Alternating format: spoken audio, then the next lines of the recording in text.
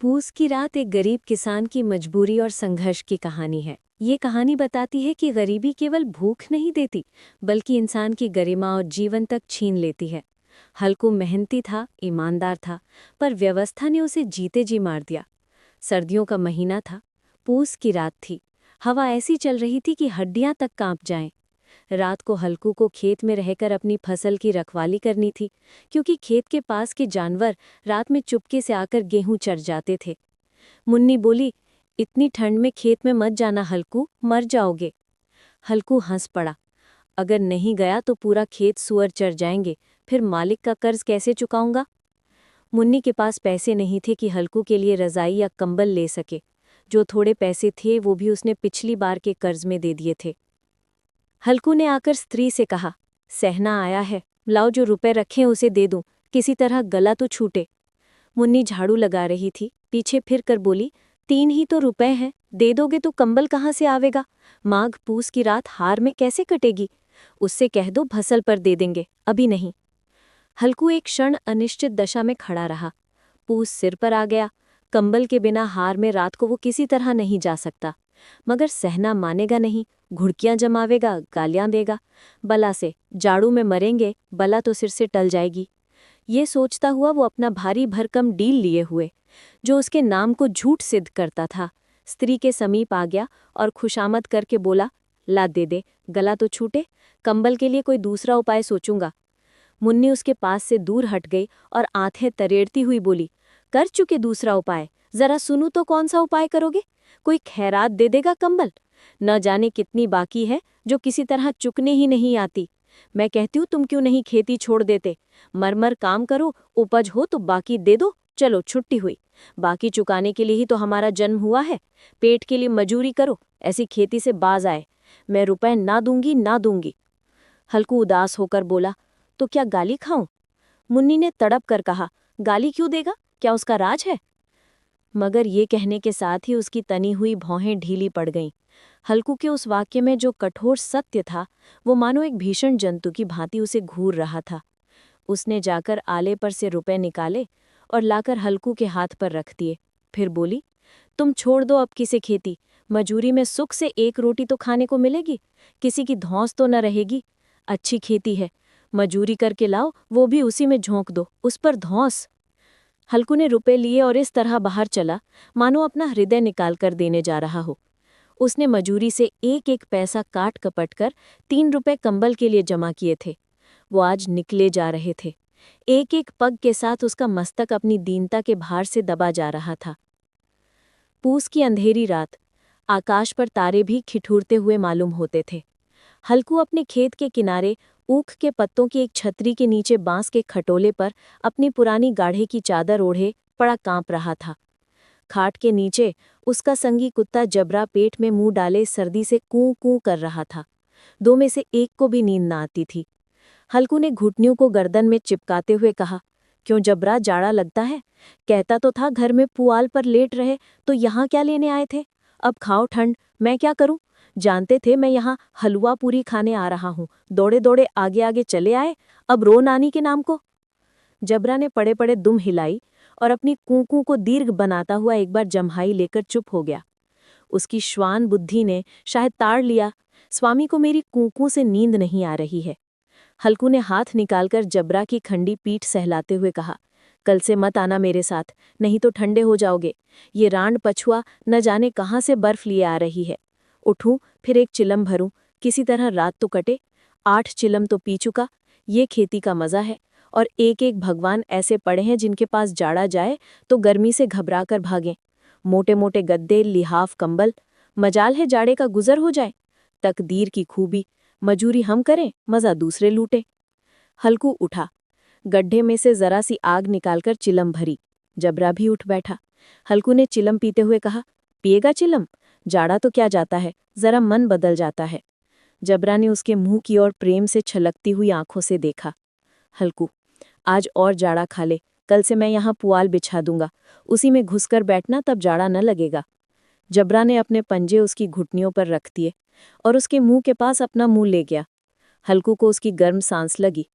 चिलम पीकर हल्कू फिर लेटा और निश्चय करके लेटा कि चाहे कुछ हो अब की सो जाऊंगा, पर एक ही क्षण में उसके हृदय में कंपन होने लगा। कभी इस करवट लेटता, कभी उस करवट, पर जाड़ा किसी पिशाच की भांति उसकी छाती को दबाए हुए था। जब किसी तरह न रहा गया तो उसने जबरा को धीरे से उठाया और उसका सिर थपथपाकर उसे अपनी गोद में सुला लिया। कुत्ते की देह से जाने कैसी दुर्गंध आ रही थी, पर वो उसे अपनी गोद में चिपटाए हुए ऐसे सुख का अनुभव कर रहा था जो इधर महीनों से उसे न मिला था। जबरा शायद ये समझ रहा था कि स्वर्ग यही है, और हल्कू की पवित्र आत्मा में तो उस कुत्ते के प्रति घृणा की गंध तक न थी। अपने किसी अभिन्न मित्र या भाई को भी वो इतनी ही तत्परता से गले लगाता। वो अपनी दीनता से आहत न था, जिसने आज उसे इस दशा को पहुंचा दिया। नहीं, इस अनोखी मैत्री ने जैसे उसकी आत्मा के सब द्वार खोल दिए थे, और उनका एक एक अणु प्रकाश से चमक रहा था। सहसा जबरा ने किसी जानवर की आहत पाई। इस विशेष आत्मीयता ने उसमें एक नई स्फूर्ति पैदा कर दी थी, जो हवा के ठंडे झोंकों को तुच्छ समझती थी।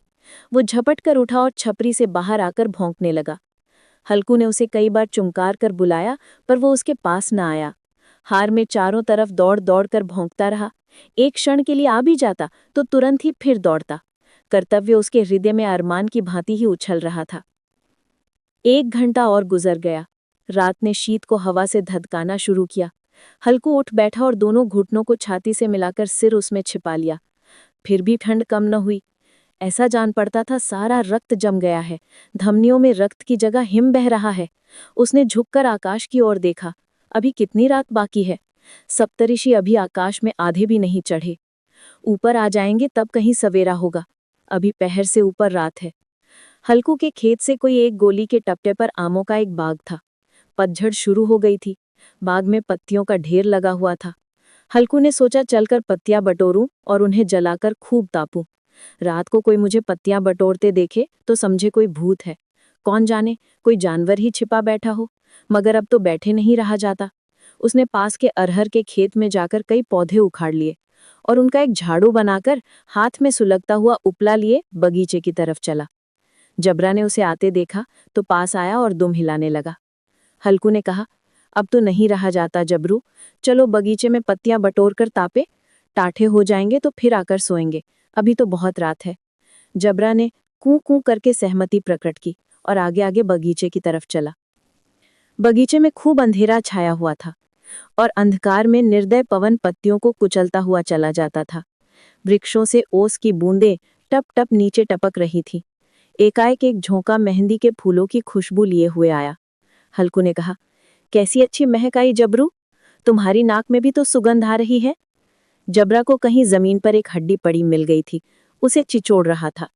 हल्कू ने आग जमीन पर रख दी और पत्तियां बटोरने लगा। जरा देर में पत्तियों का ढेर लग गया। हाथ ठिठुरे जाते थे, नंगे पांव गले जाते थे, और वो पत्तियों का पहाड़ खड़ा कर रहा था। इसी अलाव में वो ठंड को जलाकर भस्म कर देगा। थोड़ी देर में अलाव जल उठा। उसकी लौ ऊपर वाले वृक्ष की पत्तियों को छू छू कर भागने लगी। उस अस्थिर प्रकाश में बगीचे के विशाल वृक्ष ऐसे मालूम होते थे मानो उस अथाह अंधकार को अपने सिरों पर संभाले हुए हों। अंधकार के उस अनंत सागर में ये प्रकाश एक नौका के समान हिलता मचलता हुआ जान पड़ता था। हल्कू अलाव के सामने बैठा आग ताप रहा था।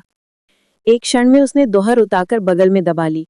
दोनों पांव फैला दिए, मनो ठंड को ललकार रहा हो, तेरे जी में जो आए सो कर।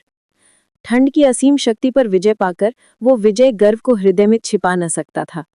उसने जबरा से कहा, क्यों जबरू, अब ठंड नहीं लग रही है? जबरा ने कू कू करके मानो कहा, अब क्या ठंड लगती ही रहेगी?